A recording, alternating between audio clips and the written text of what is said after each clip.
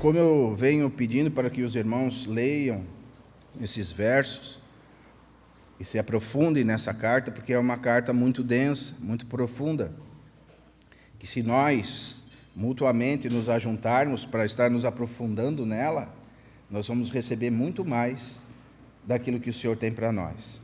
Amém? Porque o Senhor, Ele divide a sua palavra entre os irmãos. Nenhum irmão é dotado de toda a sabedoria de Deus. Pelo contrário, esse é o mistério que o Senhor propôs pela igreja. A sabedoria de Deus é dividida entre os seus filhos. Então, quero encorajar novamente os irmãos a estar lendo essa carta, porque essa carta é como se fosse um guia de toda a teologia. Nessa carta tem contida muita sabedoria. Mesmo que você, de alguma maneira, possa não entender nem o que está lendo, porque muitas vezes nós lemos as Escrituras e não entendemos o que lemos. Mas creia que o Senhor pode te dar espírito de sabedoria e de revelação do pleno conhecimento da verdade. Que é por causa desse pleno conhecimento da verdade que nós estamos aqui, até que cada um de nós chegue à estatura e à varonidade de Cristo. Essa é a nossa promessa. É para isso que nós nos reunimos, para que Cristo seja formado em cada irmão. Cada dia que nós nos reunimos, nós estamos crescendo em Cristo Jesus. E isso é uma obra do Espírito Santo. Não é a obra do irmão que fala, mas é uma obra do Espírito Santo. Por isso, desde o irmão mais novo até o irmão mais velho, todos nós devemos cooperar para que a igreja avance. Porque Paulo mesmo diz no capítulo 4, com a operação de cada parte. Irmãos, eu queria ler só o verso primeiro, porque Paulo começa dizendo assim: Paulo, apóstolo de Cristo Jesus, pela vontade de Deus. E só essa frase, ela é muito importante para nós, porque Paulo está dando testemunho do seu apostolado, porque realmente nós vivemos em tempos difíceis, em que falsos apóstolos, falsos mestres, obreiros fraudulentos, eles têm difamado o caminho da verdade, e por causa deles, muitos têm errado o caminho. Por isso que Paulo ele vem e afirma o seu apostolado. Paulo, apóstolo de Jesus Cristo, pela vontade de Deus. Veja, se nós lermos o capítulo 2, ou o capítulo 10 de 2 Coríntios, verso 4, vamos abrir lá, irmãos, capítulo 10 de Coríntios, verso 4. No capítulo 10 de 2 Coríntios, e o capítulo 11 de 2 Coríntios, Paulo ele vem defendendo o seu apostolado, porque muitos têm se introduzido já no meio de Paulo, onde Paulo andava, e eles têm se feito apóstolos de Cristo. Porém, Paulo diz que eles são falsos apóstolos. E no capítulo 10 de 2 Coríntios, verso 4, Paulo diz assim: porque as armas da nossa milícia não são carnais, e sim poderosas em Deus para destruir fortalezas, anulando sofismas e toda altivez que se levante contra o conhecimento de Deus, levando cativo todo pensamento à obediência de Cristo. Veja, por causa desses falsos irmãos e por causa desses falsos mestres, muitos irmãos têm fortalezas nas suas mentes, criam sofismas nas suas mentes. Você sabe o que é um sofisma? É um pensamento que te tira da realidade. E por causa destes é difamado o caminho da verdade. Por isso que Paulo, ele precisa começar a carta de Efésios com essa afirmação: Paulo, apóstolo de Jesus Cristo, pela vontade de Deus. No capítulo 11 de 2 Coríntios, verso 13, ele vai continuar dizendo assim: porque os tais são falsos apóstolos, são obreiros fraudulentos, transformando-se em apóstolo de Cristo. E é por isso que Paulo precisa dar um testemunho muito forte nessa cidade. E ele dá um testemunho muito forte nessa cidade. Por isso que entre esses irmãos que acompanharam a vida dele, ele pôde escrever esses versos tão profundos em Cristo Jesus. Porque Paulo ele está usando uma técnica de verdade, ou uma técnica para combater o erro. A maior técnica para combater o erro é você mostrar explicitamente a verdade. É a mesma técnica que os Estados Unidos usa nos especialistas da moeda, do dólar. Eles são conhecedores da verdade, da moeda verdadeira, e não da falsa. Porque se eles conhecerem o que é o verdadeiro, nunca eles vão cair no falso. E é exatamente isso que Paulo está fazendo nessa carta. Ele está expondo as Escrituras de uma maneira muito profunda e verdadeira, para que esses irmãos não caíssem em erros grotescos. Porque havia uma dificuldade nos tempos de Paulo, e a dificuldade era pregar o Evangelho. Veja, no capítulo 1 de 2 Coríntios, no capítulo 11 de 2 Coríntios, capítulo 1, Paulo diz assim: oxalá vocês me suportem um pouquinho mais na minha loucura. Porque às vezes é tão difamado o caminho da verdade, que a verdade aos nossos olhos pode se tornar uma loucura. E nós podemos contemplar que hoje, você pregar a verdade no meio de um evangelho tão secularizado, onde a igreja se tornou uma moeda de troca, onde os pastores viraram os homens mais ricos, e onde a vida de Cristo não mais é pregada, quando você prega a humildade, a bondade, a doação, que a igreja não é essa moeda de troca, você pode ser considerado um louco, irmão. Por isso Paulo fala para os irmãos, defendendo o seu apostolado: oxalá você me suporte um pouquinho mais, irmãos, na minha loucura. Porque o Evangelho de Deus pode parecer uma loucura. E Paulo quer combater isso, irmãos, com a verdade.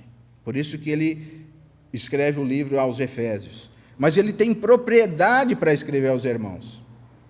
Porque Paulo, quando ele chega em Éfeso, uma cidade de mais de 200 mil habitantes, ele chega numa cidade idólatra, onde além de falsos profetas, falsos mestres, existia um templo da deusa Diana, onde aquele templo gerava muito lucro para aquela cidade.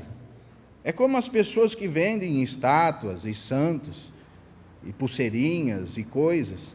Exatamente assim já acontecia no tempo de Paulo. Então Paulo, quando chega em Éfeso, ele se depara com tanta debilidade. Um povo que se julgava muito inteligente, muitos filósofos entre eles. E Paulo chega com a autoridade do Espírito Santo naquela cidade. E realmente, o capítulo 16 de Marcos, verso 17, se completa quando Paulo chega nessa cidade. Os sinais, prodígios e maravilhas que Paulo fez nessa cidade transformou uma cidade de 200 mil habitantes. Um homem só, um testemunho de Cristo, mudou a vida dessas pessoas e desses irmãos. Veja, capítulo 19 de Atos, vamos abrir lá, irmãos.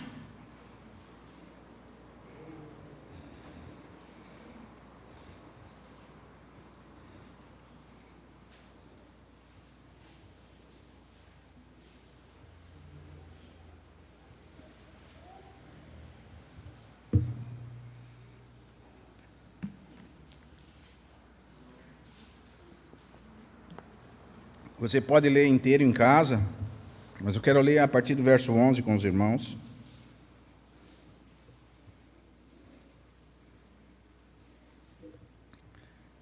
Olha, e Deus, pelas mãos de Paulo, fazia milagres extraordinários, ao ponto de levarem os enfermos lenços e aventais do seu uso pessoal, diante dos quais as enfermidades fugiam das suas vítimas e os espíritos malignos se retiravam.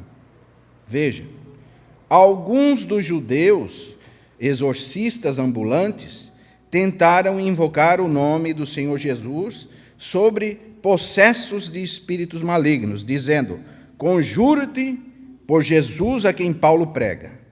Os que faziam isto eram 7 filhos de um judeu chamado Seva, sumo sacerdote. Mas o espírito maligno lhe respondeu: conheço Jesus e sei quem é Paulo, mas quem sois vós? E o possesso do espírito maligno saltou sobre eles, subjugando a todos, de tal modo que prevaleceu contra eles, que desnudos e feriu, fugiram daquela cidade. Chegou esse fato ao conhecimento de todos, assim judeus como gregos, habitantes de Éfeso. Veio temor sobre todos eles, e o nome do Senhor Jesus era engrandecido. Muitos dos que creram vieram confessando e denunciando publicamente as suas próprias obras. Também muitos do que haviam praticado artes mágicas, reunindo-se seus livros, os queimavam diante de tudo. Calculados os seus preços, achou-lhe que montava 50.000 denários. Assim, a palavra do Senhor crescia e prevalecia publicamente, ou poderosamente. Veja, irmãos, não pense que Paulo chegou nesse ápice da sua teologia de qualquer maneira. Ele entrou naquela cidade, irmãos, e ele fez a diferença naquela cidade. Assim como eu falava domingo passado, como nós precisamos fazer a diferença nas nossas famílias, como nós precisamos fazer a diferença daqueles que estão conosco, daqueles que trabalham conosco, daqueles que vivem conosco, porque Paulo, onde ele estava, as pessoas iam se convertendo. Paulo agora, escrevendo aos Efésios, ele estava preso, cercado de irmãos, porque os presos se convertiam, os guardas se convertiam, as pessoas que iam açoitá-lo se convertiam, porque Paulo, ele era cheio do Espírito Santo e cheio do poder de Deus. Por isso que ele pode vir e escrever para esses irmãos: eu, Paulo, apóstolo do Senhor Jesus Cristo, pela vontade de Deus. Porque não eram apenas palavras, os seus atos falavam por ele. Paulo deu testemunho naquela cidade. Irmãos, e hoje, diante de tantos erros, de tantas doutrinas estranhas, nós precisamos dar testemunho. Porque se nós não alcançarmos um testemunho entre os irmãos e entre a sociedade, nós vamos continuar lendo esses versos de uma maneira superficial. Mas, como nós queremos que esses versos produzam vida em nós, nós precisamos começar a mudar as nossas atitudes. Precisamos começar a deixar de ser espectadores e sermos cooperadores. Porque todos nós somos cooperadores. E a obra do diabo é nos fazer espectadores. A obra dessas falsas doutrinas é nos fazer espectadores. Mas a obra de Cristo em Deus é nos fazer cooperadores. Veja, hoje uma reunião em que todos os irmãos cooperam é uma reunião totalmente diferente daquelas reuniões que nós estamos acostumados. Porque o Evangelho foi tão deturpado que os irmãos não conhecem a verdade. E o maior trunfo do diabo é manter você pensando que conhece a verdade, mas totalmente enganado. Sabe o que isso se chama, irmão? Uma fortaleza nas nossas mentes.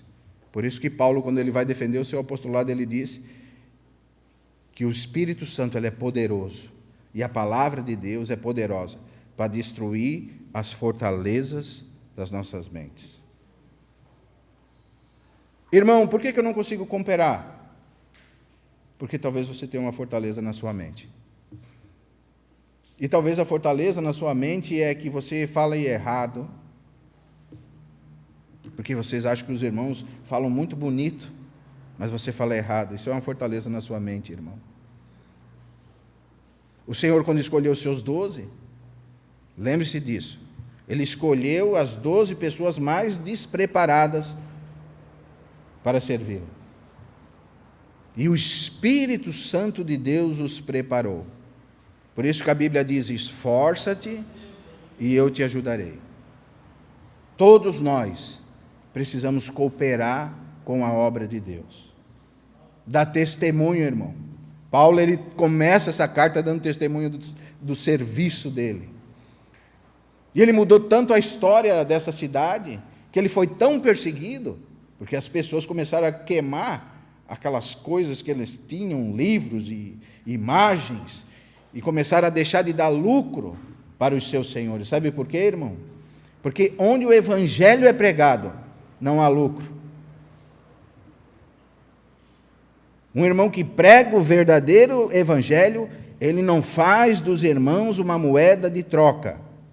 Pelo contrário, ele cumpre a palavra de Deus quando diz: é melhor dar do que receber.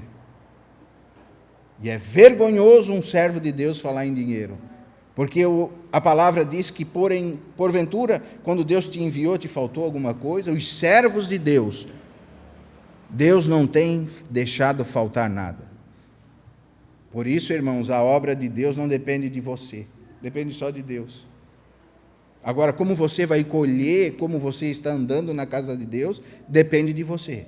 Mas a obra de Deus depende de Deus.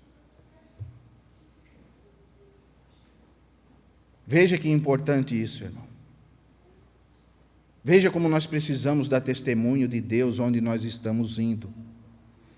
Porque se perto de você não tem se convertido ninguém, talvez você não tenha dado testemunho de Deus aos que estão próximos de você. E que Deus nos livre de nós sermos maus testemunhos de Cristo. Sabe o que é um mau testemunho de Cristo? É quando alguém olha para você e diz assim: ó, lá vai aquele que se diz cristão e compra e não paga. Lá vai aquele que se diz cristão, mas tem uma boca suja.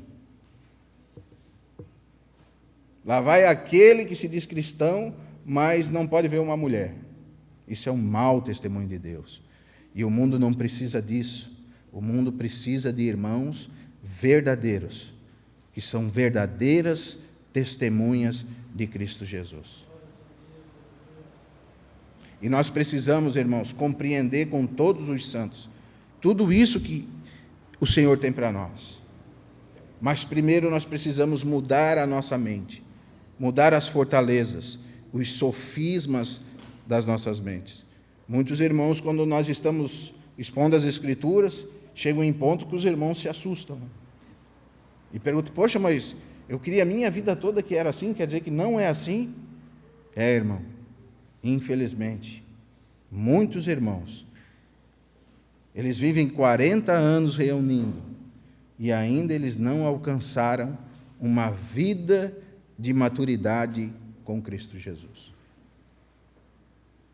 E como o irmão Juarez vinha falando, quando nós lemos no verso 5, que ele nos predestinou para ele, para a adoção de filhos, realmente a palavra filhos aqui é ruiós, filhos maduros.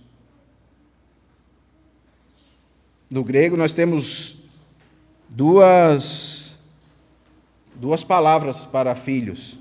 Existe a palavra teknon, que é um filho, criancinha, recém-nascido, e existe a palavra ruiós. Por exemplo, em João capítulo 1, verso 12, a palavra diz assim: mas todos quantos o receberam, deu-lhes o poder de serem filhos. Essa palavra aqui, filhos, você pode pegar um dicionário de grego e português, você vai ver que é a palavra teknon, uma criança, um recém-nascido. Amém? Por exemplo, o capítulo 8 de Romanos, verso 16, também vai dizer assim: o próprio Espírito testifica em nosso espírito que somos filhos. Aí você vai procurar no dicionário de novo, você vai ver que esse filho é um tecnon, um recém-nascido. Mas aqui, agora em Éfeso, e na carta aos Efésios, Paulo está nos dizendo que nós precisamos caminhar para uma maturidade espiritual. Porque se nós não caminharmos para a maturidade espiritual, nós vamos ser enganados por estes que se dizem apóstolos e não são. Se você vê em Apocalipse capítulo 2, verso 2, quando Paulo vai falar a carta à igreja de Éfeso, ele diz que eles não toleram aqueles que se dizem apóstolos, mas não são. Ou seja, eles entenderam tanto os ensinamentos de Paulo, que agora eles partiram por uma maturidade em que as coisas que não são mais concernentes à palavra de Deus, os enganos, as astúcias daqueles que se colocam como os discípulos de Cristo e não são. E no capítulo 11 de 2 Coríntios, Paulo continua dizendo que não é de se admirar porque Satanás se transfigurou em um anjo de justiça, não é de se admirar que os seus ministros se transfigurem em ministros de justiça. Então essa linha é muito tênue, tem enganado muitos irmãos. E irmãos agora se movem por visões, por doutrinas, por profecias que nunca partiram de Deus. Às vezes, irmãos, para nossa tristeza, nós encontramos irmãos que encontraram uma pessoa e essa pessoa disse: assim diz o Senhor, vai acontecer isso e isso com a sua vida. Isso nunca acontece com ela. E essa pessoa, por ignorância, ela espera 10, 20, 30 anos acontecer aquilo com ela, e não acontece. Então ela começa a se revoltar com o Senhor.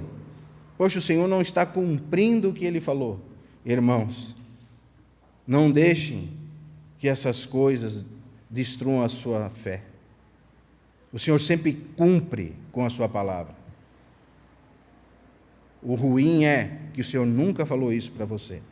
Foi alguém que falou isso para você. Alguma pessoa deturpou a sua fé. E você agora tem um sofisma na sua mente que faz ou te tira da realidade e da centralidade de Cristo. Porque o Senhor nos chamou para a maturidade, né? Se nós lermos Romanos capítulo 8, verso 14, a palavra diz assim: pois todos os que são guiados pelo Espírito de Deus são filhos de Deus. Agora sim, a palavra filhos é a palavra ruiós. Porque aqueles que são guiados pelo Espírito de Deus são filhos maduros. São filhos que praticam a palavra de Deus. Mas, irmãos, como nós temos sido enganados. Esses dias eu visitava um irmão, o irmão confessava para mim: eu não sei porquê, irmão, eu não consigo ser um cooperador.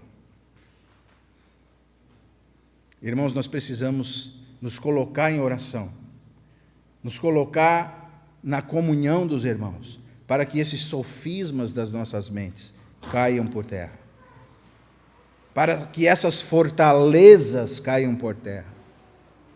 E são fortalezas, são coisas criadas pelo inimigo para nos manter espectadores da palavra de Deus e não cooperadores.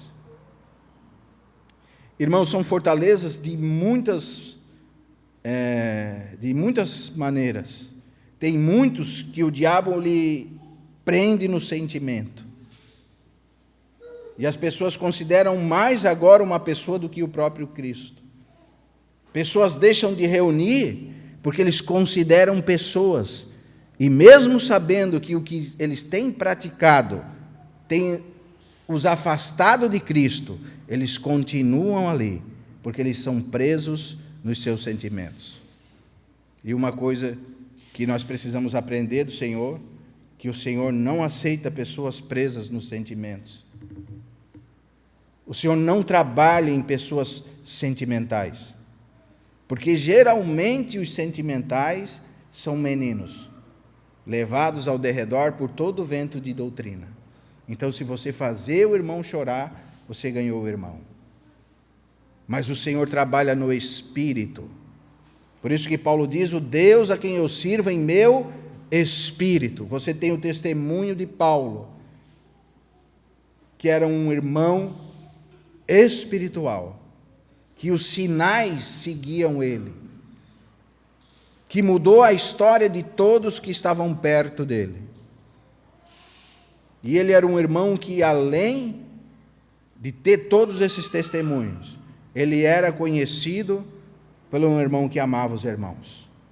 Quando ele diz em Gálatas, filhinhos, por quem novamente sinto dores de parto, até que Cristo seja formado em vós.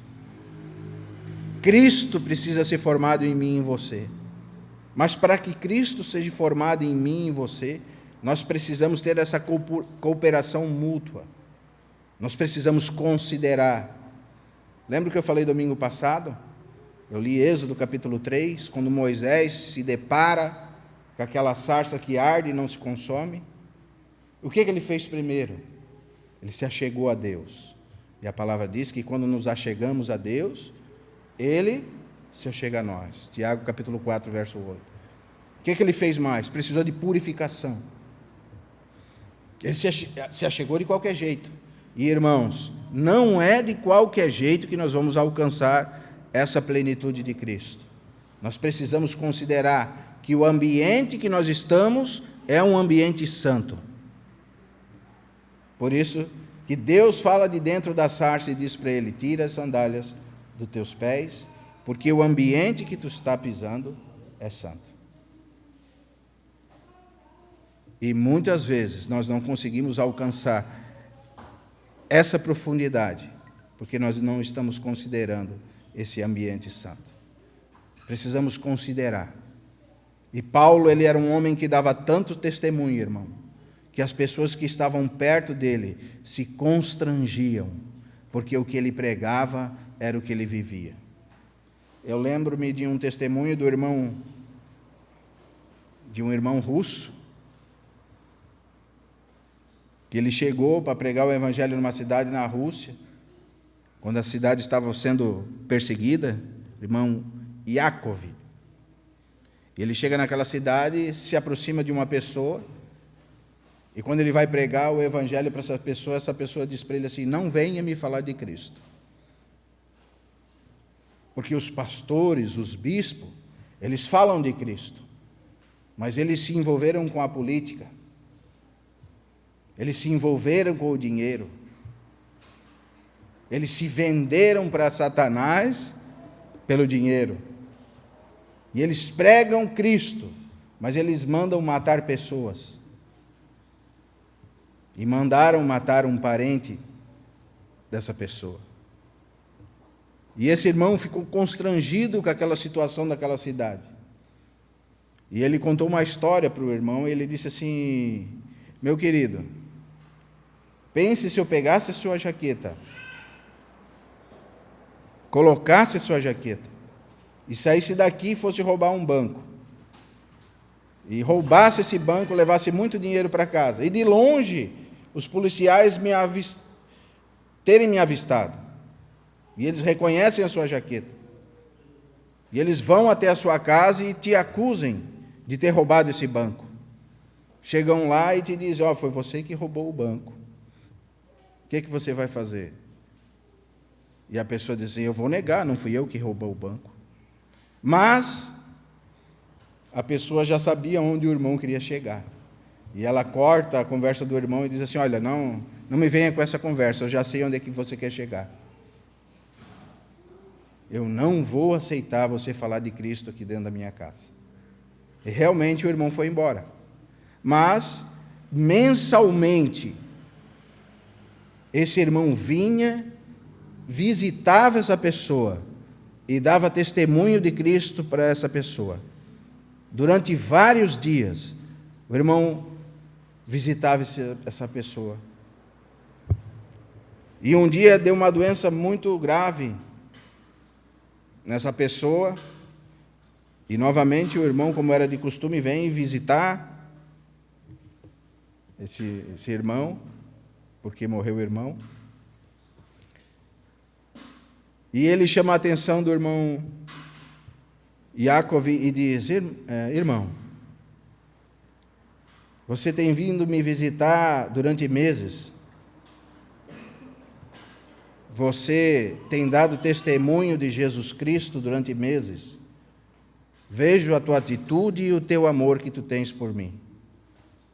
Eu queria saber como eu faço para receber esse Cristo que você prega. E o irmão pregou Cristo para ele, e ele recebeu Cristo como Salvador da sua vida. E quando o irmão ia saindo, ele chamou a atenção do irmão e disse: irmão, a jaqueta de Cristo fica muito bem em você. Ou seja, você é um bom representante do Evangelho de Deus. Você pregou a verdade durante meses, não com palavras persuasivas, não de qualquer maneira, mas com a sua vida. E nossa vida, irmãos, quando está em Cristo Jesus, gera vida. As nossas atitudes valem mais do que muitas palavras. Então, se você tem vida de Cristo Jesus, as pessoas que estão perto de você, elas vão aceitar esse Cristo, porque elas vão ver algo de diferente em você. Elas vão olhar para você mesmo em sofrimento, você exaltando o nome do Senhor Jesus. E por isso que Paulo fala com tanta autoridade nesse livro. E ele diz: bendito Deus e Pai de nosso Senhor Jesus Cristo, que nos abençoou com toda sorte de bênçãos espirituais nas regiões celestiais em Cristo. Paulo tinha certeza de quem ele era. Assim como nos escolheu nele antes da fundação do mundo. Você consegue entender, irmão? Não foi o Senhor não foi você que escolheu o Senhor, mas foi o Senhor que te escolheu. E essa escolha foi antes da fundação do mundo. Você vai entender? Não. Mas são mistérios de Deus. Por isso que é uma carta tão densa. Por isso que precisa ser examinada por nós, para que nós possamos alcançar tudo que ela tem para nós. Porque senão, irmãos, nós vamos viver uma vida inteira de espectadores e não de cooperadores. Porque nós precisamos receber a verdade. E se nós não receber a verdade, nós vamos viver, irmãos, superficiais. Por isso que no capítulo 1, verso 16, Paulo diz assim: não cesso de dar graças por vós, fazendo menção de vós em minhas orações, para que o Deus de nosso Senhor Jesus Cristo, Pai da glória, vos conceda espírito de sabedoria e de revelação, pelo pleno conhecimento da verdade. Por isso que estes tais apóstolos, eles se insurgem contra a verdade. Paulo diz, contra o pleno conhecimento da verdade. E nós precisamos, irmãos, nos aperfeiçoar em Cristo. Por isso Paulo diz que não cessa de dar graças a Deus por eles, fazendo menção deles em suas orações. E eu pergunto para mim e para você se nós temos lembrado dos irmãos em nossas orações. Porque nós precisamos, irmãos, desse espírito de sabedoria e de revelação, do pleno conhecimento da verdade, para que os nossos olhos possam ser iluminados, para que a nossa mente possa sair dessa vida terrena e ser transformada para uma vida espiritual. Por isso que Paulo diz que nós já estamos assentados com Cristo nas regiões celestiais. Por isso que nós precisamos, irmãos, crescer na graça e no conhecimento. Deixar de ser superficiais e sermos irmãos profundos na palavra, para que quando a sua fé for indagada, você tenha o que responder. Paulo chega numa cidade em que tinha falsos apóstolos, falsos obreiros, idolatria, hipocrisia, filósofos, e ele senta entre os irmãos na escola de Tirano, e ele fala: pode perguntar, irmãos, porque tudo que vocês perguntar, eu vou responder para vocês. Porque ele não era um irmão superficial, ele era um irmão espiritual. Todas as suas dúvidas são respondidas em Cristo Jesus. Todas as nossas dúvidas, elas são esclarecidas pela palavra de Deus. Sabe por quê? Porque a palavra de Deus é a verdade. E a palavra diz: e conhecereis a verdade, e a verdade vos libertará. Sabe quando você conhece a verdade, Rodrigo? Quando as palavras de Jesus permanecerem em você. Vamos ler lá João 8, porque nós falamos muito de João 8, mas às vezes não lemos o que diz lá.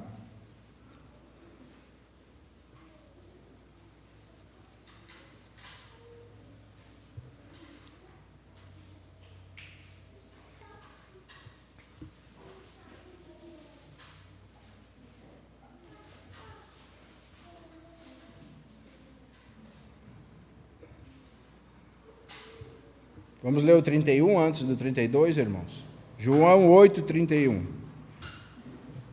Disse depois Jesus aos judeus que haviam crido nele: se vós permanecerdes na minha palavra, vós verdadeiramente sereis meus discípulos, e conhecereis a verdade, e a verdade vos libertará.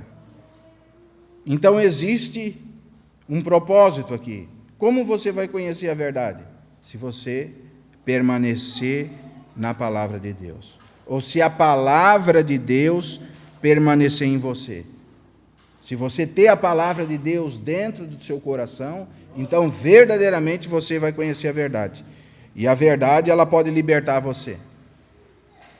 Pode libertar você de erros, de doutrinas que não vieram do Senhor Jesus, de coisas que não agregam na fé, dessa superficialidade que muitos dos irmãos andam. Como é difícil você encontrar um irmão profundo no Senhor, que as suas palavras têm profundidade, que quando ele fala, parece que o ambiente muda. E essa é a vida de um irmão que realmente prega a palavra de Deus com a sua vida. Você conhece algum irmão assim? Eu conheço. Irmãos que pregam o evangelho com a sua vida. São irmãos que eles sabem que eles já receberam toda a sorte de bênçãos espirituais nas regiões celestiais em Cristo. Eles não pregam para os irmãos que o evangelho é uma moeda de troca. Porque se você conhecer a verdade, você sabe que o irmão já é bem-aventurado em tudo. Mas se a cabeça dele estiver baixa, e ele só olhar para esse mundo, realmente ele vai pedir coisas. Assim como uma criança, às vezes fica pedindo para o pai: pai, eu quero isso, eu quero aquilo. O pai sabe que aquilo não é bom para ela, mas ela continua pedindo, porque ela não tem profundidade, não tem conhecimento. Mas um irmão que tem conhecimento é um irmão que sabe que ele já é bem-aventurado, que todas as coisas cooperam para o bem daqueles que amam a Deus, que todas as coisas que nós vivemos nessa terra cooperam para o nosso crescimento espiritual. Então, se nós estamos sofrendo, coopera para o nosso crescimento, irmão. Talvez o sofrimento é o megafone de Deus. O Senhor nos leva a passar algumas privações para que nós possamos ser esclarecidos da sua palavra. Porque muitas vezes um pai não dá algo para o seu filho porque sabe que aquilo não vai ser coisa boa para ele. Muitas vezes você nega uma bala para o filho porque vai criar cárie no dentinho do seu filho. Então o seu filho não entende, por que o pai não me dá uma bala? Mas o pai pensa no futuro do seu filho. E o nosso futuro, irmão, é a eternidade. O nosso futuro não é esse mundo. Amém? E nós precisamos ser guardados pela verdade. E Paulo, por isso que Paulo vai falar no capítulo 4, verso 14, assim: para que não sejamos mais meninos agitados, levados de um lado para o outro, por todo o vento de doutrina, pela artimanha dos homens, que com astúcia conduzem ao erro. Veja que versículo-chave para o nosso livro. Nós estamos, irmãos, expondo o livro de muitas maneiras, não sistematicamente, versículo por versículo, mas extraindo verdades do livro. E uma das verdades do livro é que nós não podemos mais ser meninos agitados, levados ao derredor por todo o vento de doutrina. Que os homens, pela sua artimanha, como diz a palavra, levam esses irmãos ao erro. E o verso 15 vai dizer assim: mas, seguindo a verdade em amor, cresçamos em tudo naquele que é o cabeça, Cristo, de qual todo o corpo, bem ajustado, consolidado, pelo auxílio de toda a junta e justa cooperação de cada parte, efetua o seu próprio aumento para edificação de si mesmo em amor. Então, quando nós não somos enganados, nós somos cooperadores. Mas quando nós somos enganados, nós somos apenas espectadores. E muitas vezes, espectadores que podem estar até mesmo atrapalhando a obra de Deus. Como nós conhecemos irmãos que muitas vezes viajavam para procurar um sonho, uma unção. E a palavra de Deus dentro deles, o Espírito Santo, como diz lá em 1 João capítulo 2, verso 27. Se a unção que dele recebesse permanece em vós, não tens a necessidade. Veja, irmão, a unção está dentro de você. Se disserem, vai ter um irmão espiritual lá naquele lugar, lá naquele... Você vai ter que viajar, tal, irmão, saia dessa. O Espírito Santo está dentro de você. O Senhor fala no seu interior, no seu espírito. O Senhor conversa conosco nos nossos espíritos. Uma vez, eu e o irmão Júnior visitamos um irmão, e ele disse que viajou para Israel. Viajei para Israel, e quando eu cheguei no túmulo de Cristo, fui tomado por uma unção poderosa, e fiquei lá o dia todo orando e chorando. E quando eu cheguei na igreja, a igreja foi movida pelaquela unção que eu recebi no túmulo de Cristo por quase um ano. Veja, irmão, que engano. E eu falei para o Júnior, será que se alguém falar para ele que o túmulo que ele estava não era de Cristo, o que vai ser dessa unção, dessa coisa que viveu a igreja durante o ano todo? O que aconteceu ali? Nós não nos movemos por sonhos, nós nos movemos pela palavra de Deus. Porque se nós não termos essas realidades, nós vamos ser meninos agitados, levados por derredor, por todo vento de doutrina. E as doutrinas do inimigo são assim. Você vê que é igual um vento, ela passa lá, está acontecendo alguma coisa lá, daqui a pouco passa para cá, é outro movimento. E são vários movimentos. São movimentos que vão nos apartar da simplicidade que há em Cristo Jesus. Nós precisamos pregar Cristo para os irmãos. E era isto que Paulo pregava.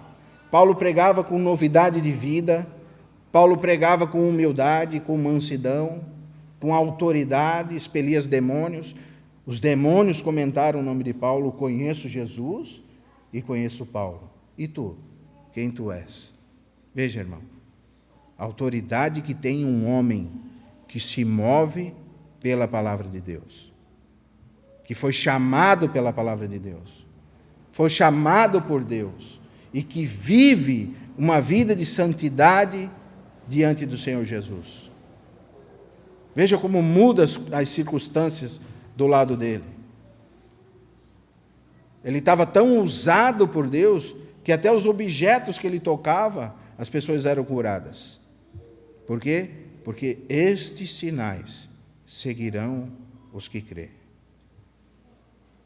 E se nós verdadeiramente começarmos a mergulhar na palavra de Deus e deixar que a palavra de Deus nos limpe, porque ela é purificadora, então verdadeiramente nós vamos começar a mudar a vida das pessoas que estão próximos de nós. Irmãos, e as pessoas olham para as nossas atitudes. Os nossos filhos olham para as nossas atitudes. Quando nós trocamos as coisas santas pelas coisas profanas, os nossos filhos estão olhando. Eu me lembro que um dia eu fui aconselhar uma mãe que estava com um problema com o filho. E é muito importante, irmão, você escutar isso. E essa mãe estava desesperada, e ela olhava para o filho, chorava e falava: meu filho, escuta o irmão. Mas como é que o filho ia me escutar, irmão, se a irmã não me escutava? Veja como as nossas atitudes, elas mudam as nossas famílias. Eu tive misericórdia e não falei isso para ela, mas eu ia falar para a irmã: como que o teu filho vai me escutar se tu não me escuta? Como é que os nossos filhos vão escutar a palavra de Deus se nós andamos longe da palavra de Deus? Por isso o Evangelho, ele envolve a nossa vida, irmão. Às vezes eu vejo pessoas me falando: não, eu até vou lá, tal, mas eu não quero me envolver muito, sabe, irmão? Não quero estar muito envolvido com isso, porque já fui muito machucado, não quero me envolver. Não gosto de comunhão, não gosto do Senhor. Infelizmente, a notícia para quem não gosta de comunhão é que no céu nós vamos ficar 24 horas em comunhão, não vai ter como fugir da comunhão. Então, se você não gosta da comunhão, talvez o céu não é o lugar para você. O outro lugar, talvez, é o lugar para você. Porque um irmão que é verdadeiramente o irmão, o céu é o nosso lugar. Nós somos habitantes do céu. Porque aqui nessa terra, nós somos peregrinos, nós não somos mais dessa pátria, irmã. Agora nós já estamos em Cristo nas regiões celestiais. Essa é a certeza. Por isso o Senhor nos dá essa certeza. Veja Efésios 2:8. Pela graça, irmão, você é salvo. Por meio da fé. E não veio de vós. Entenda isso, irmão. Mas veio de Deus. O Senhor, quando o Jean nasceu, olhou para ele e disse: um dia você vai estar entre os irmãos. E vai reunir entre os irmãos. E eu vou falar para você que fui eu que te escolhi. E não foi você que me escolheu. Nem foi você que me aceitou, André. Mas foi o Senhor que te aceitou. Porque Ele nos resgatou do império das trevas. Foi Ele. A obra é dEle. Ele. Se você ver o livro de Efésios, vai dizer assim: porque nele existe. Nele nós existimos. Verso 10 vai dizer assim, ó. Qual é o propósito eterno de Deus em Cristo Jesus? Fazer convergir nele, na dispensação da plenitude. Sabe o que é a palavra dispensação da plenitude aqui no grego? É oikonomia, que quer dizer o governo do lar. Então nós estamos debaixo do governo de Deus. E nós estarmos aqui é pelo governo de Deus. Ele que governa. Ele que fez esse. Ele que nos apresentou, irmão Lene. Não foi nenhuma coincidência. Nós não estamos aqui por coincidência. Porque existe um governo. E nada pode escapar das suas mãos. E o governo celestial que nos trouxe aqui. Para estar escutando a palavra de Deus hoje. E é nele que precisa convergir isso. Nele orbita todas as coisas. Todas as células e todas as moléculas estão juntas por causa dele. Amém? Você consegue entender isso? Tudo orbita em Cristo Jesus, é mais perto do original. Todas as coisas. É uma palavra grande em grego, né? Como é que é a palavra, Marcelo? Anakephalosastai. Vem de kepá, de cabeça. Todas as coisas, elas estão ao redor do cabeça. É como se ele fosse um sol e todas as coisas orbitassem nele. E se tirar ele, tudo se desfaz. Isso é o nosso Senhor Jesus Cristo. E por que isso? Por causa da oikonomia de Deus, porque Deus a provê assim, para o louvor da sua graça. Por que graça teria se ele não fizesse os pecadores, os inimigos, os malfeitores, transformados pela obra do seu próprio Filho, em filhos de Deus? E o nosso chamado, irmãos, é para filhos ruióis. Lembra da palavra do irmão lá? Filhos maduros. Não tecnon, mas ruióis. O nosso chamado é para o crescimento espiritual, para a glória do Senhor Jesus. Porque quando o irmão cresce, é uma glória para Deus. Porque o Senhor, irmãos, Ele nos ama. Lembra do livro de Jó? Quando o diabo veio de rodear a terra, o que Deus falou para o diabo? Tem visto o meu filho Jó? É como aquele pai, né, que o filho está se dando bem, o filho passou por uma faculdade grande, aí você vê o pai e a mãe e diz, nossa, tu viu lá o meu filho? E o Senhor é assim, irmãos. Quando nós alegramos o seu coração, o Senhor tem orgulho de nós. E isso é o louvor da sua glória. Transformar irmãos totalmente debilitados em servos de Deus. Como Ele transformou Pedro de um simples pescador a uma referência durante todos esses anos. Veja, seu nome é falado mais de 2000 anos, dado o testemunho da sua vida, de um pescador. E como eu já falei domingo para você e para mim, como você quer ser lembrado, irmão, na sua família? Você quer ser lembrado como uma pessoa que foi um trabalhador honesto, viveu uma vida? Ou você quer ser lembrado como um servo de Deus? Porque realmente, irmãos, as nossas atitudes, elas ecoam na eternidade. Amém? Para que a tua verdade habite em nós.